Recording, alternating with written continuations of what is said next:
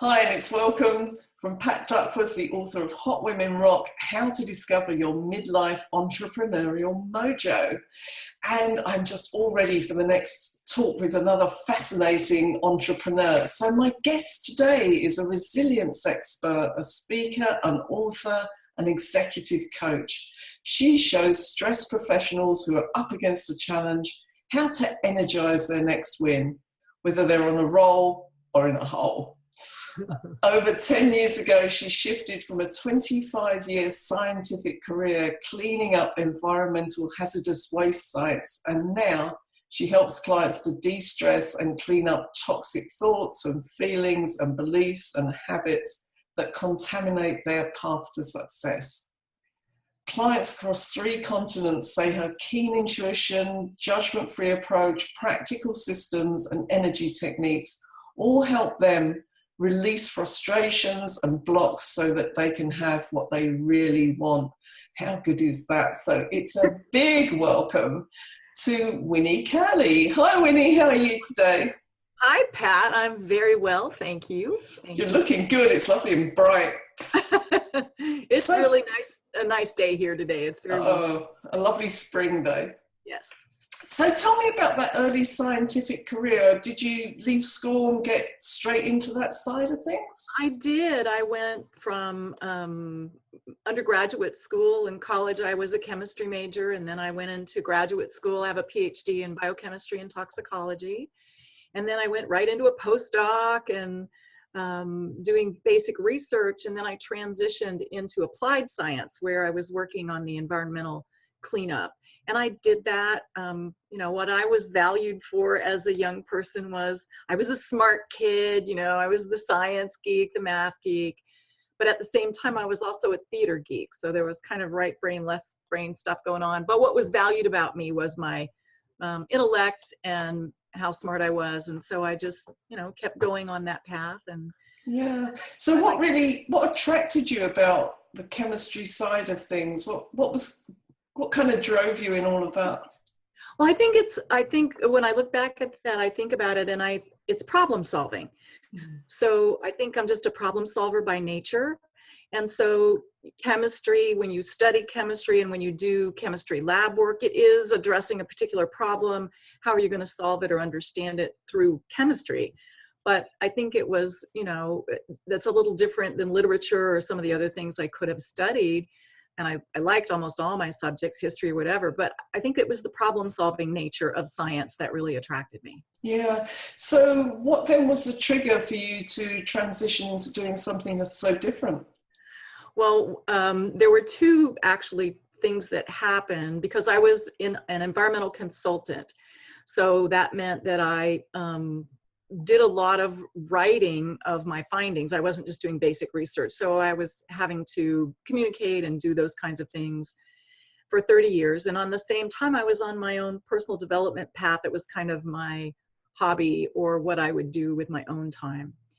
And I got to a point, I was working for a company and I had a person that worked for me and she quit. She got a new job and she was my right hand. She was the person that really made us crank, and it made me be able to be more of a leader and a mentor, and I didn't have to do all the calculations and the spreadsheets myself, and she quit.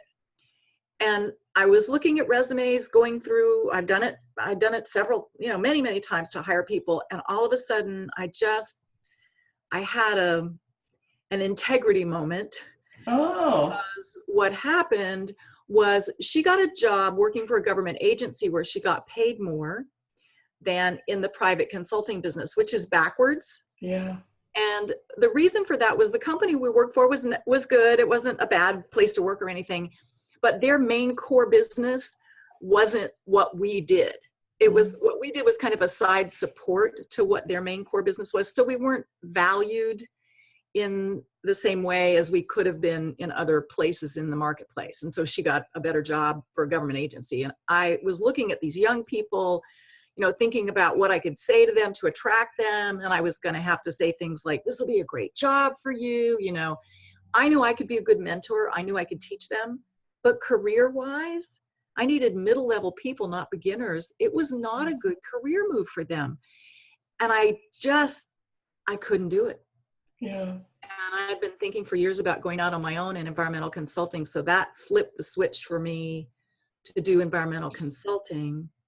And then after I'd been doing on my own, and after I'd been doing that for a while, then I began to incorporate my own personal development pieces, realizing the toxicity that I was cleaning up in the environment and the toxicity I was cleaning up in myself. The way you go about that really isn't all that different. So then I shifted Yeah.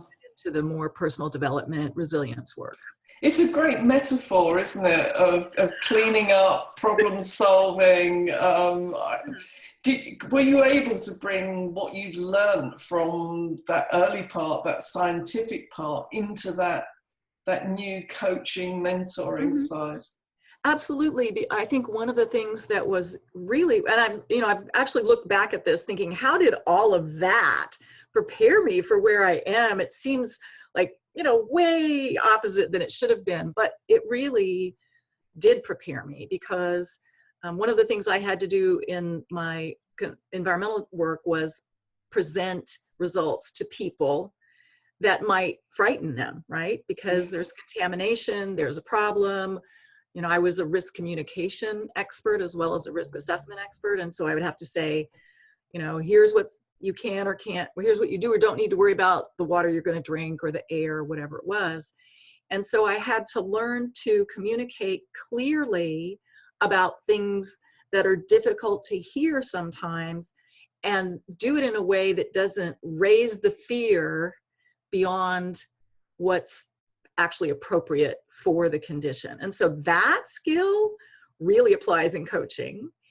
And also the non-judgmental part of science, the way you look at a problem and you say, here's what's going on, here's the data I have, here's what I know. Well, here's some gaps about what I don't know. And you just don't judge it. It's just information. And so in working with people and hearing their stories and hearing what their challenges are, I really don't judge it. And that's very helpful in coaching. I don't give a, good or bad necessarily slant to things. It's like, well, here's where you are. Here's what we know about it. Here's a trouble spot, problem solving. And so if you want to be over here, here's the way we go at it. Yeah. And it's, it's kind of a really interesting thing to look back from a 10,000 foot view and try and be objective. But I think those are two of the biggest pieces that I think helped. So was there a particular moment where you knew you were going to switch from one career path to the other? Was there something that kind of turned that switch? Well, I think it was always there. I had the opportunity to relocate where we lived. And part of my identity, of course, had been as a scientist, as a, left brain person, but I had all this other aspect of me that was going on that wasn't really being valued. And there was, I think, a moment when I was finally working on my own and my own business. And I just thought, I'm paid well for what I do for my brain and also my ability to communicate. But there's even more that's even more valuable about my heart and my intuition and my ability to see into people's heart and soul and help them through a crisis or a struggle or just a rough spot. And I think I should be paid as well for that, because that's actually bigger and more of me. It's more whole. And so when we had the opportunity to move and relocate, I just decided. I had met a woman who lived where we were moving, and she was doing energy healing work. And so we teamed up. It was just a bunch of opportunities that I think the universe presented to me that just kind of made it all lay out. Yeah, sometimes you have to really pay attention to those signals, don't you? What is it the universe is saying? Oh, yes. Yeah. Fantastic. So this is Pat Duckworth, the author of Hot Women Rock, talking to Wini Curley. So Wini, I'm hearing from everything you're saying that you've got this superpower that's around that problem solving and, helping people to get that bigger view of things, and that you've brought a lot of that from one part of your career into the other. But something else you just said really struck a note with me, that you had this identity as a scientist. Right. And I think this is really important for women who have one identity that they've invested in, to understand that that doesn't have to define you in the next stage of your life. Right. You know, I started out doing kind of technical work, and I had a very strong identity around being a civil servant and being a director. And when I made the decision to leap, you know, in a way that Yes. you did, and take a 90-degree turn, the first morning of my new career, I really mourned the loss of that old identity, you know, because I'd gone from being somebody who was, you know, respected for what they did into somebody who was now building a business and had to rebuild that. I just wonder if you've got any thoughts about that, how you manage that change in your identity. Well, I think it's actually an ongoing challenge for me, because I still value many of the skills that made me a good scientist and made me, you know, successful doing that business and being sought after. You know, my analytical skills, my communication skills, those are still things that are valuable to me.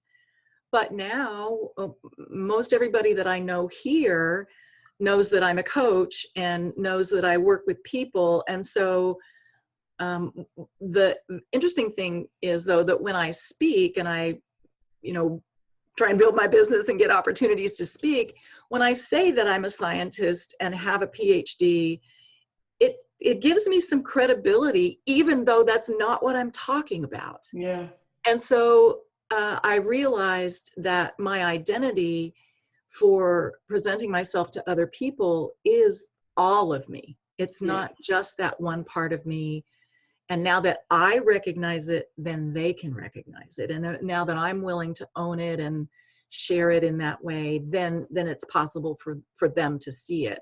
Mm-hmm. But it's a little intimidating when I communicate with my old work colleagues, telling them what I'm doing now. I always wonder, how are they going to judge it? How are they going to, you know, are they going to look at me funny? Is it going to be weird? Because I actually still have one environmental project that I work on, because it's been going on for many, many years.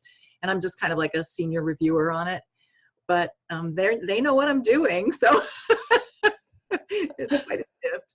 But it's me accepting it. It's all about me accepting it and getting comfortable with it and being able to articulate it and share it, that then, you know, other people just take it from you. They take their cues from you. So yeah, absolutely. And you know, I found exactly that when I was starting out, that I'd had a certain level of respect at what I was doing before, and I had to respect myself for what I'd done, but also for what I was doing now.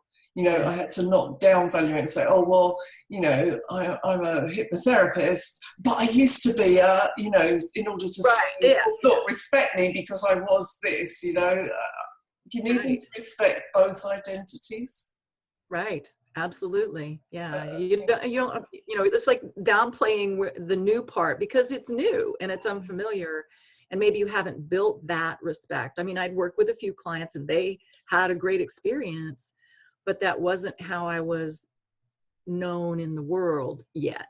Their world, yes, those few people where I started, but I needed to not be apologetic about it, you know, not be like, oh yeah, I used to be this.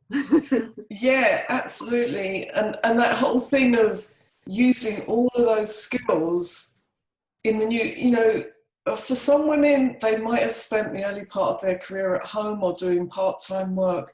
You still learn stuff, you still develop skills.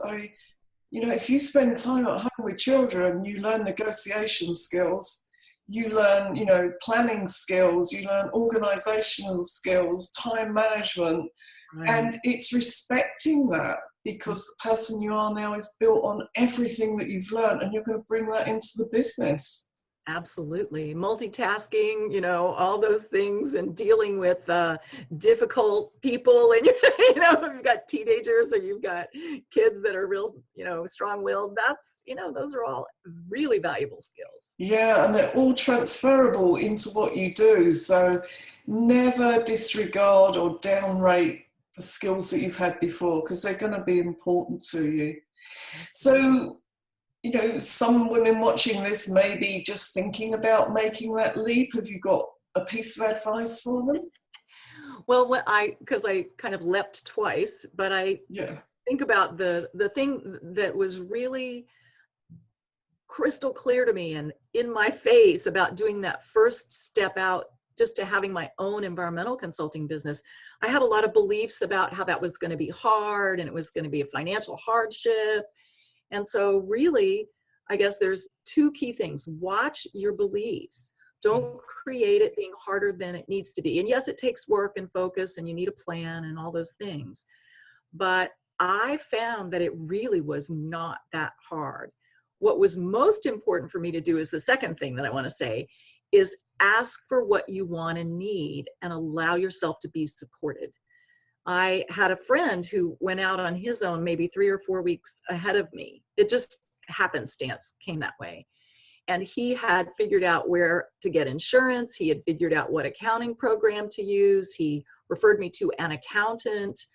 And it just made it so easy. I mean, I had to take those things on, but I was saying, I don't know what to do about this. He said, oh, I do.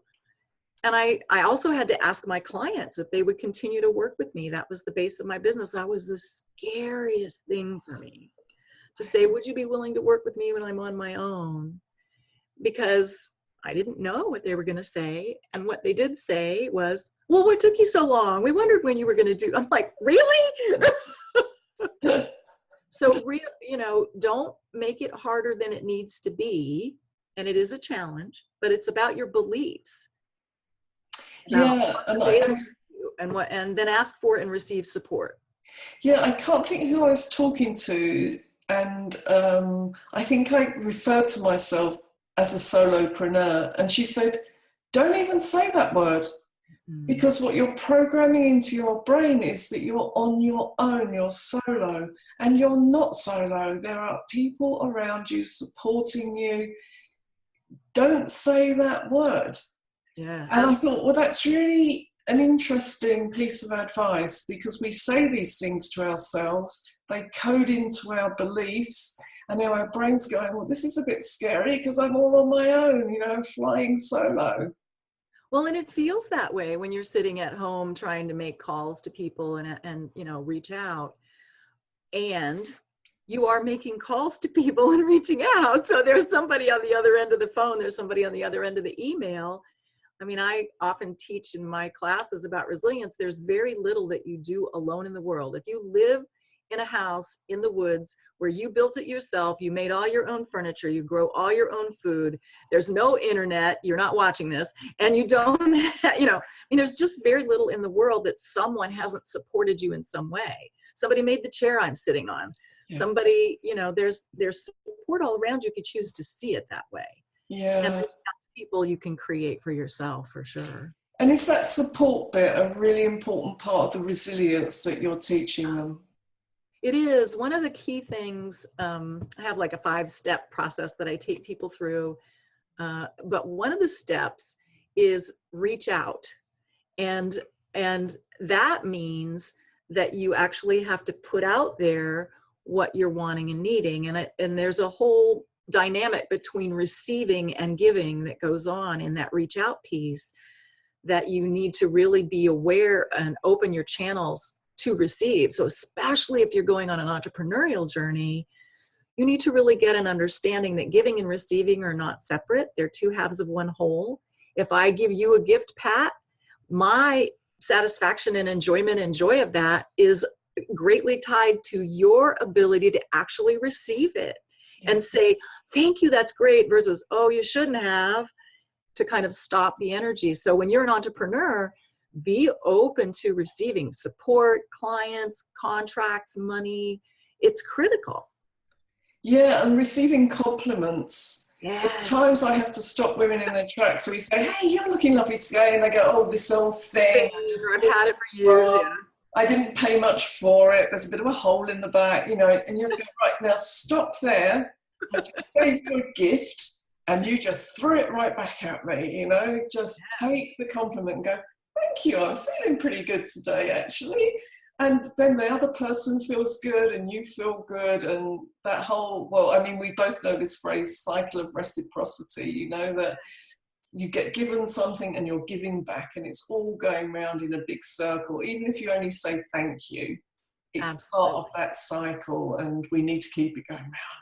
Round and round and round. Yeah. So it's about your energy of receiving it. So open to actually let somebody contribute to you and be complimentary and supportive. Yeah, so that's critical. I think it's very important. Thank you so much. There you are, cycle of reciprocity. Thank you so much for all the wisdom that you've shared with us. And if somebody watching would like to find out more about you and what you do, how can they do that? Well, that's easy. You can go to winicurley.com, WINICURLEY.com. That was just so simple. So Thank easy. you so much.